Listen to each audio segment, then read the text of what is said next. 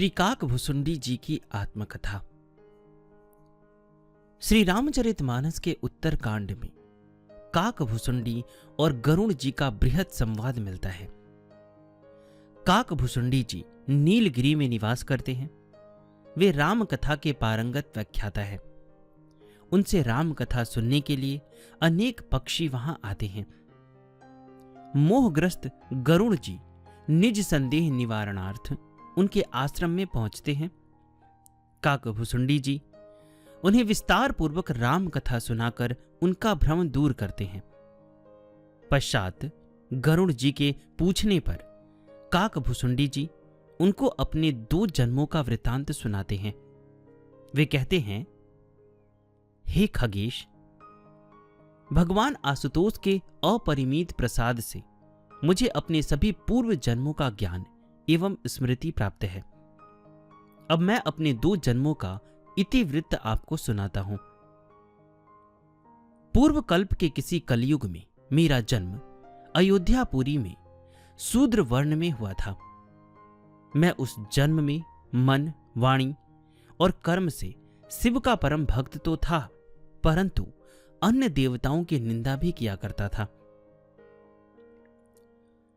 धन वैभव से संपन्न होने के कारण मैं वाचाल एवं अहंकारी हो गया था।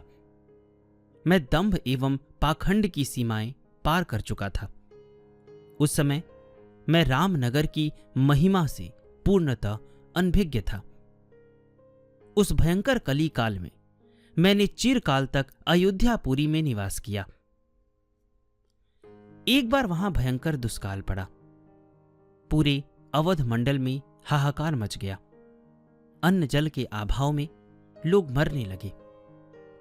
उस भीषण परिस्थिति में मैं भी दीनहीन दरिद्र हो गया। धनार्जन के लिए भटकते भटकते मैं महाकाल की नगरी उज्जैनी जा पहुंचा। 2-3 वर्ष व्यतीत होने पर मैंने थोड़ा थोड़ा करके पर्याप्त धन अर्जित कर लिया। सौभाग्यवश एक भव्य शिव मंदिर में स्थान भी मिल गया और मैं वहीं रहकर नियमित रूप से शिव की उपासना करने लगा। वहीं पर मुझे एक शिव भक्त वैदिक ब्राह्मण भी मिल गए। वे हरि एवं हर के अनन्य उपासक थे। मैं कपट पूर्वक उनकी सेवा किया करता था, फिर भी वे दयालु विप्र देवता मुझे अपने पुत्र की भांति पढ़ाते थे। उन्होंने मुझे बड़े प्रेम से शिव मंत्र की दीक्षा भी दी। मैं स्वभाव से बहुत ही कुटिल और नीच था। विष्णु और विष्णु भक्तों से सदैव ईर्ष्या द्वेष रखता था। मेरे उदार गुरुजी ने बताया कि राम ही चिन्मय परात्पर ब्रह्म है। ब्रह्मा और शिव भी निरंतर राम की सेवा करते रहते हैं। गुरु के मुख से अपने आराध्य शिव को विष्णु का सेवक सुनकर मेरा हृदय संतप्त हो उठा। एक बार मैं उसी शिव मंदिर में बैठा हुआ शिव मंत्र का जप कर रहा था। उसी समय मेरे गुरुजी ने मंदिर में प्रवेश किया। वहां भी अहंकार के वशीभूत होकर मैंने गुरु चरणों में प्रणाम नहीं किया। यद्यपि यह अशिष्ट और दुर्विनीत आचरण क्षमा के योग्य नहीं था, तथापि कुसुम के समान कोमल चित्त वाले गुरुदेव को मुझ पर लेश मात्र भी क्रोध नहीं आया। परंतु गुरुदेव के इस अपमान को भगवान आशुतोष नहीं सहन कर सके। तुरंत ही मंदिर में नभवाणी हुई और मुझे सर्प होने का दारुण शाप मिला।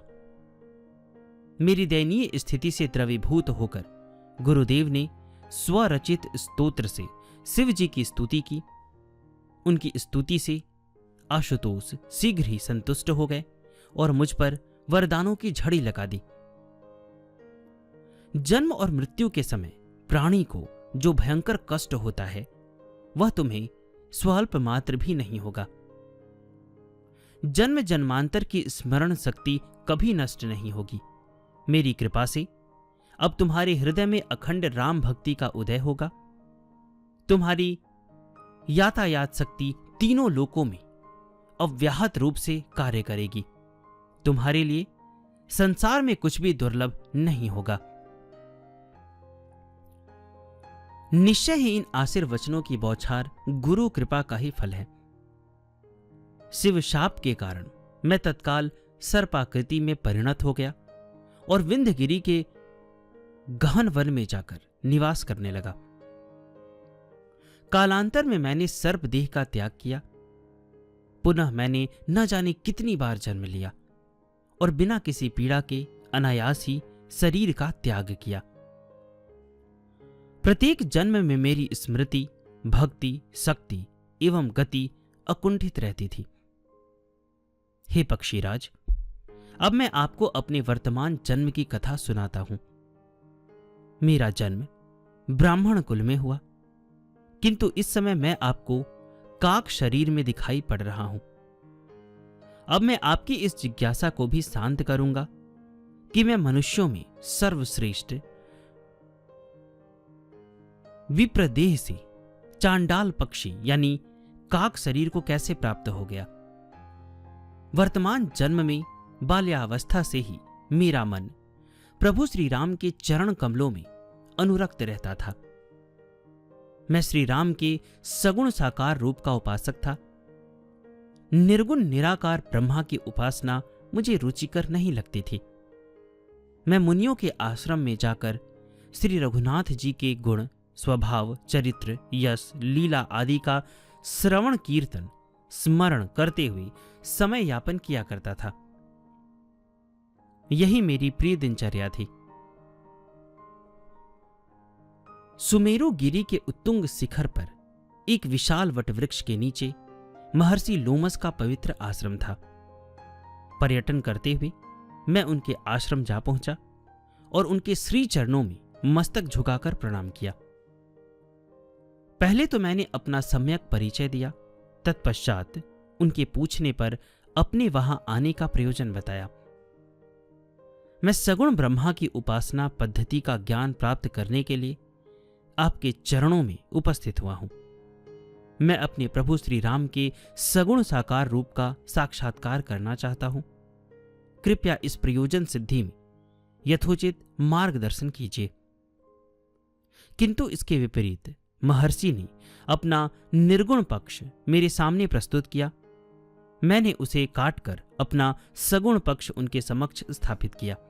इस प्रकार अपने मत का खंडन देखकर लोमस जी का मुखमंडल क्रोध से आरक्त हो गया, भ्रिकुटी वक्र हो गई, अधड़ फड़कने लगी और उसी क्षण ही उन्होंने मुझे चांडाल पक्षी यानी काक हो जाने का प्रचंड शाप दे दिया।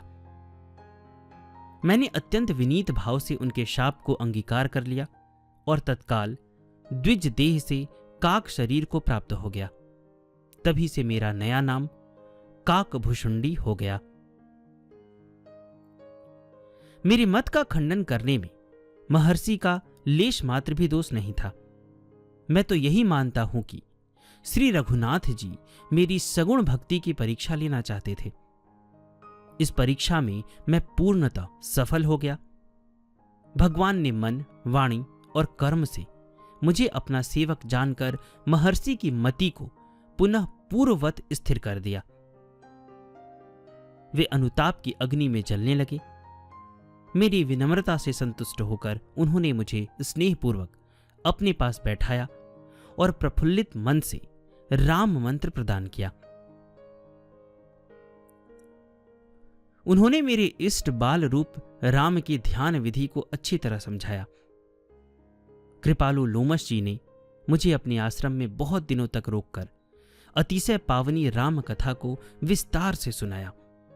उन्होंने मुझे यह बताया कि उनको यह भव भय मोचनी राम कथा भगवान शंकर से प्राप्त हुई थी।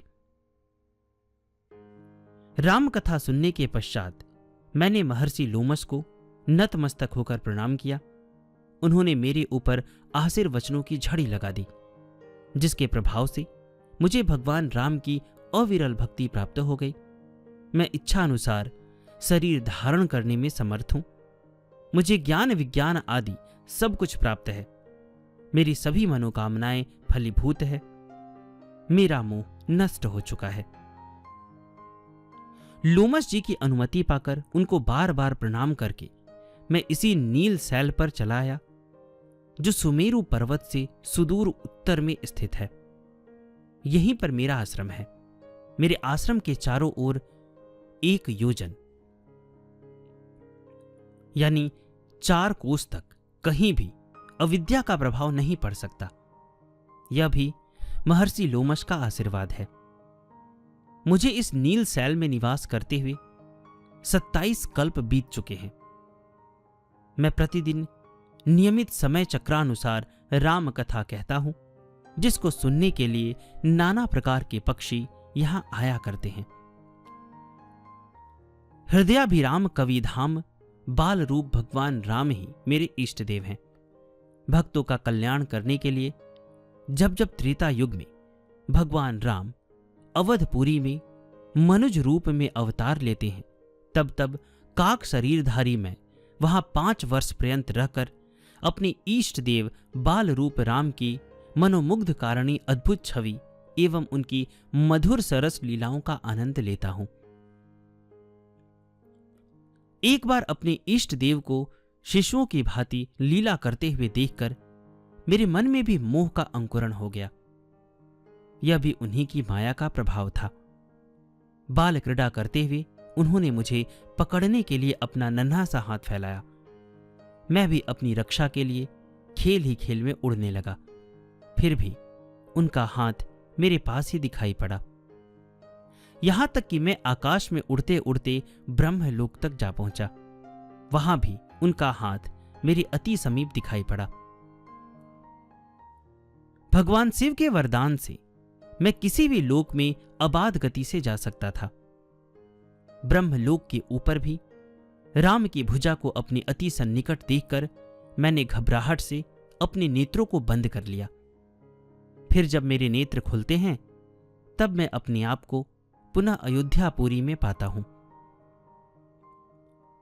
मेरी व्यग्रता देखकर परम कौतुकी राम को अनायास ही हंसी आ गई। उनके हंसते ही मैं उनके मुख द्वार से प्रवेश करके उदर में चला गया। प्रभु राम के उदर में मैंने अनेकानेक ब्रह्मांड एवं नाना प्रकार की विचित्र सृष्टियों का अवलोकन किया। वहीं पर भ्रमण करते हुए मैं अपनी आश्रम यानी नील सैल पहुंच गया। उधर के अंदर ही मैंने सुना कि मेरे इष्ट देव राम ने अयोध्यापुरी में मनुज रूप में अवतार लिया है। इतना सुनते ही मैं वहां पहुंचकर उनका जन्मोत्सव एवं उनकी मनोहारिणी बाल सुलभ चेष्टाएं देख देखकर आनंदित होता हूं। वस्तुतः इन सब प्रपंचों को देखने में केवल 2 घड़ी का समय ही व्यतीत हुआ, किंतु मुझे ऐसा लगा मानो 100 कल्प बीत गए हो। राम के भीतर राम को देखकर मेरी बुद्धि चकरा गई। मुझे आर्त देखकर राम को पुनः हंसी आ गई। उनके हंसते ही मैं उनके मुख से बाहर आ गया और अत्यंत दीन भाव से प्रार्थना करने लगा। हे कृपानिधान, मेरी रक्षा करो, मैं आपकी शरण में हूं। मेरी करुण पुकार सुनकर मायाधीश भगवान राम ने अपनी माया को नियंत्रित कर लिया और मेरे सिर पर अपना कोमल कर कमल रख दिया, जिससे मेरा सारा मोह, अज्ञान एवं भ्रम नष्ट हो गया। मेरे ज्ञान चक्षु खुल गए। मैंने राम से केवल अखंड भक्ति का वरदान ही मांगा था, किंतु उन्होंने भक्ति के साथ साथ मुझे ज्ञान, विज्ञान, वैराग्य आदि दुर्लभ वस्तुएं भी दे दी। उन्होंने मुझसे कहा, जड़ चेतन में अखिल ब्रह्मांड मेरी माया से ही उत्पन्न है। मेरी माया दुस्तर है। आज से तुम्हारे ऊपर मेरी माया का प्रभाव नहीं पड़ेगा। काल तुम्हारे आगे सदा नतमस्तक रहेगा। इतना कहने के पश्चात वे पुनः अपने राजभवन के मणिजटित विशाल एवं भव्य प्रांगण में जानुपाणी यानी घुटनों के बल चलते हुए अपनी मधुर लीलाओं से कौशल्या आदि माताओं का मनोविनोद करने लगे। मैं भी उनके साथ मिलकर क्रीड़ा करता। वे प्राकृत शिशु की तरह मुझे पकड़ने के लिए दौड़ते, तब मैं उड़ जाता। कुछ दिन वहां रहने के बाद मैं अपने आश्रम में लौट आया। हे हरियान, काक शरीर मुझे कैसे प्राप्त हुआ, यह सारा वृतांत मैंने आपको सुनाया। इसी काक शरीर से मुझे बाल रूप श्री राम का दर्शन प्राप्त हुआ, अतः यह शरीर मुझे अति प्रिय है।